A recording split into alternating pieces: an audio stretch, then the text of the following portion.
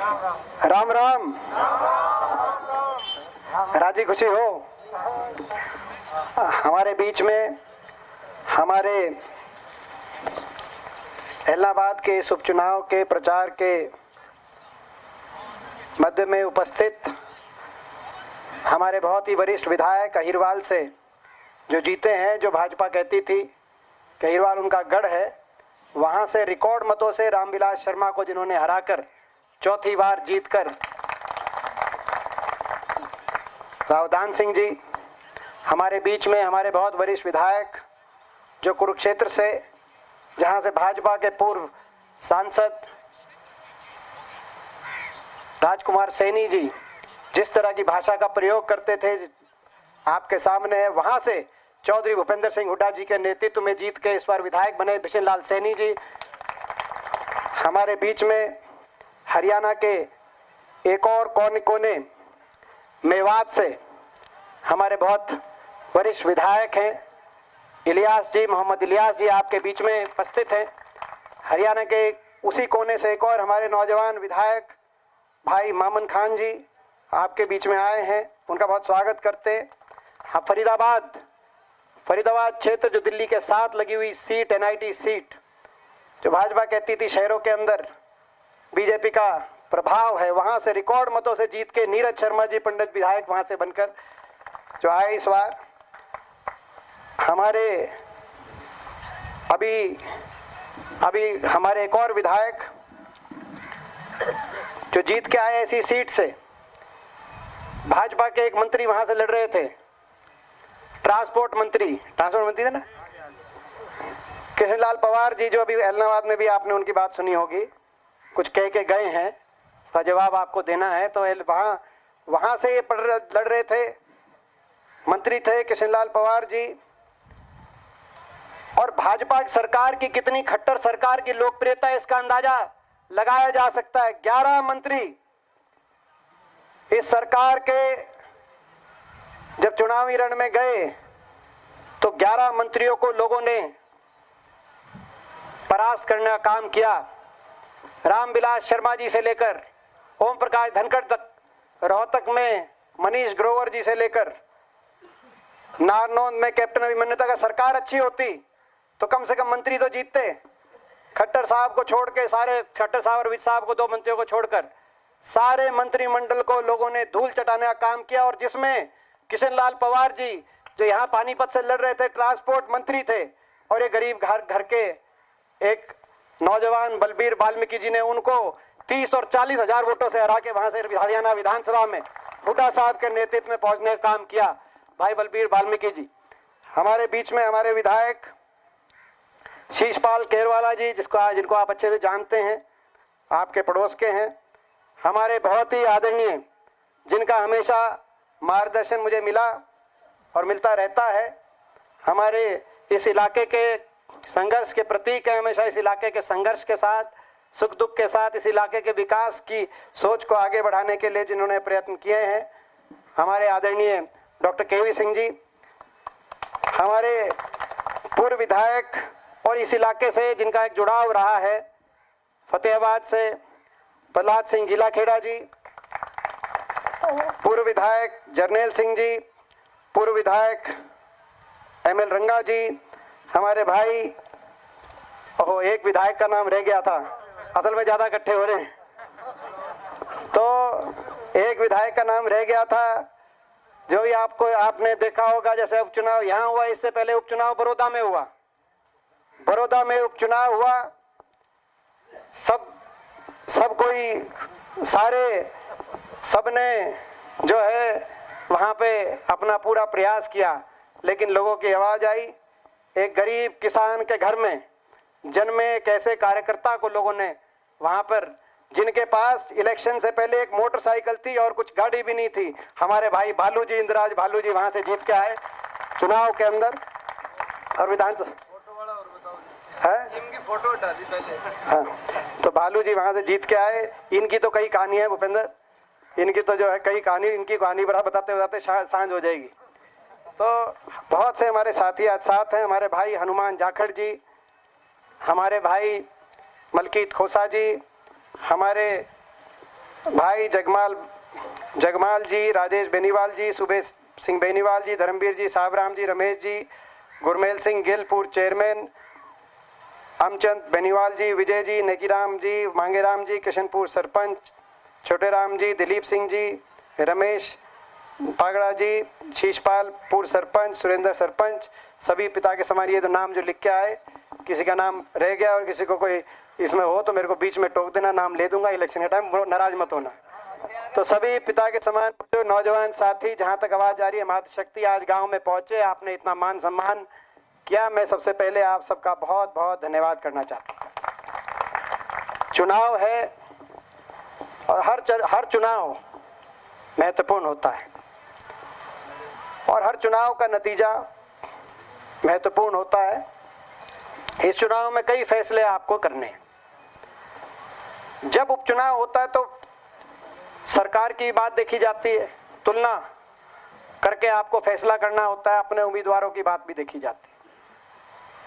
तीन आपको पता है इसमें, इस चुनाव में तीन पार्टियों के प्रमुख उम्मीदवार हैं। मैं एक एक की बात कहना चाहता हूं। सबसे पहले बीजेपी और जेजेपी का गठबंधन। भाजपा सरकार के 7 साल आपने देखे, इन 7 साल में इनकी क्या कार्यशैली रही खट्टर सरकार की, वो आपके सामने। मैं आप सबसे पूछना चाहता हूं, ये 7 साल की बीजेपी जेजेपी सरकार की कार्यशैली से आप छिके कि नहीं छिके? छिक रहे हो ना, जमा छिक रहे हो। इन्होंने प्रदेश को पटरी से उतारने का काम किया। जो प्रदेश 2014 से पहले, वो समय आप याद करो, विकास दर में देश में नंबर 1 पे था हरियाणा प्रदेश। खुशहाली के मामले में हरियाणा की गिनती देश में सबसे आगे के राज्यों में हुआ करती थी। विकास दर में नंबर 1 थे, प्रति व्यक्ति आय में नंबर 1 थे, प्रति व्यक्ति निवेश में नंबर 1 थे, खेल खिलाड़ियों को मान सम्मान देने में नंबर 1 थे, किसान को भाव देने में नंबर 1 थे।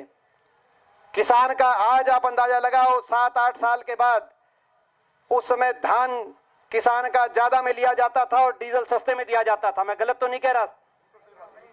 आज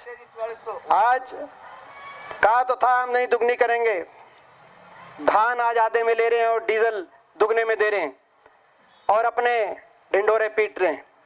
तो किसान के लिए 10 साल की सरकार रही कांग्रेस पार्टी की, हुड्डा साहब के नेतृत्व में। कोई किसान आंदोलन नहीं हुआ, किसी वर्ग का कोई आंदोलन नहीं हुआ 10 साल। अकेला 10 साल हरियाणा के इतिहास अगर उठा के देखें, कहीं कोई तकलीफ हुई, दुख हुई तो बैठ के आप भाईचारे के अंदर उसका समाधान करके आगे बढ़ने का रास्ता किया। लेकिन खट्टर सरकार बनी और 7 साल में इस सरकार ने हरियाणा का हुलिया बिगाड़ दिया। हर साल कोई ना कोई बड़ा आंदोलन हरियाणा के अंदर। जो हरियाणा विकास में नंबर 1 था, आज बेरोजगारी में नंबर 1 हो गया। और ये मैं नहीं कह रहा, भारत सरकार के आंकड़े बता रहे हैं। बेरोजगारी में नंबर 1 हरियाणा प्रदेश, बेरोजगारी में नंबर 1। अपराध में जो टॉप 3 के राज्य हैं नीति आयोग के अनुसार, उनमें हरियाणा गिनती। बेरोजगारी में नंबर 1 हरियाणा। ये असंभव काम था जो खट्टर साहब ने जिसको संभव करके दिखाया। असंभव था कि दिल्ली के 3 तरफ हरियाणा, यूपी, बिहार, जम्मू कश्मीर, नागालैंड, अंडमान, वो तो टापू हैं, अंडमान लक्षद्वीप, उनसे भी ज्यादा बेरोजगारी हरियाणा के अंदर। असंभव कार्य था लेकिन उसको भी संभव करके किसी ने दिखाया। तो मुख्यमंत्री का नाम मनोहर लाल खट्टर है, उनने ये भी संभव करके दिखाया। तो आज हरियाणा को हर वर्ग त्रस्त है। किसान आंदोलन के रास्ते पे है, गरीब आदमी, सारी योजनाएं बंद हो गई जो हमारे समय की योजनाएं थी। 100-100 गज के प्लॉट की योजना थी। 4 लाख गरीब परिवारों को, एससी वर्ग के हमारे भाई हैं, बैकवर्ड के हमारे भाई हैं, 36 बिरादरी के गरीब परिवार हैं, 4 लाख परिवारों को 100-100 गज के प्लॉट की योजना उस समय आई। मकान की योजना आई, लगभग 2,95,000 परिवारों को 1 लाख की किस्त से मकान बनवाने का काम है, वो स्कीम रुक गई। 100-100 गज के प्लॉट की स्कीम रुक गई। पीने के पानी की टंकी टूटी, कनेक्शन की स्कीम रुक गई। दाल रोटी की स्कीम जो गरीब आदमी के लिए, वो रुक गई। मुख्यमंत्री मुफ्त इलाज योजना की जो स्कीम थी, वो इन्होंने आते ही बंद करने का काम किया। तो चाहे गरीब आदमी की बात हो, गरीब आदमी त्रस्त, किसान त्रस्त, किसान पे सबसे ज्यादा चोट इन लोगों ने मारी है। छोटा व्यापारी आर्थिक मंदी की चपेट में त्रस्त, कर्मचारी, हर पूरे प्रदेश का कर्मचारी त्रस्त, और महंगाई और बेरोजगारी की मार आज सभी पे, छत्तीसगढ़ महंगाई और बेरोजगारी की मार।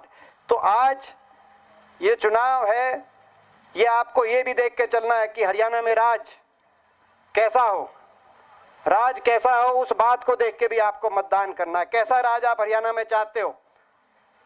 दूसरी तरफ तो एक तो ये बीजेपी जेजेपी, और इनका प्रदेश में बीजेपी और जेजेपी सरकार, पूरे प्रदेश में इनका कितनी इनकी लोकप्रियता है, इस बात का अंदाजा आप लगा सकते हो। जब भी कभी गठबंधन, कोई भी गठबंधन जब चुनाव लड़ता है तो लड़ाई देखी है हमने पूरे देश में कि हम लड़ेंगे हम लड़ेंगे, दोनों पार्टी लड़ती हैं, कभी भी गठबंधन किसी का भी हो। ये पहला इलेक्शन था कि दोनों पार्टी आपस में इस बात के लिए लड़ रही थी कि हम नहीं लड़ेंगे हम नहीं लड़ेंगे, तू लड़, यही बात थी ना।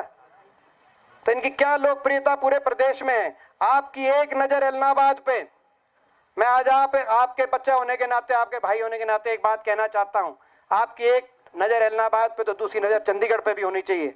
जब तक चंडीगढ़ में ऐसी सरकार नहीं बनेगी जो आपके हकों की रक्षा कर सके, तब तक बात नहीं बनेगी। मैं गलत तो नहीं कह रहा। अगर चंडीगढ़ में अगर इनकी ये बैठे रहेंगे, चंडीगढ़ में ये बैठे रहेंगे, चंडीगढ़ में भी गद्दी से, कुर्सी से, घमंड में बहुत बड़ा घमंड हो गया इनको, किसान की पगड़ी दिखनी बंद हो गई, इतनी घमंड इतना ऊंचा हो गया इनके से, इतने ऊंचे घमंड के सिंहासन पे बैठ गए।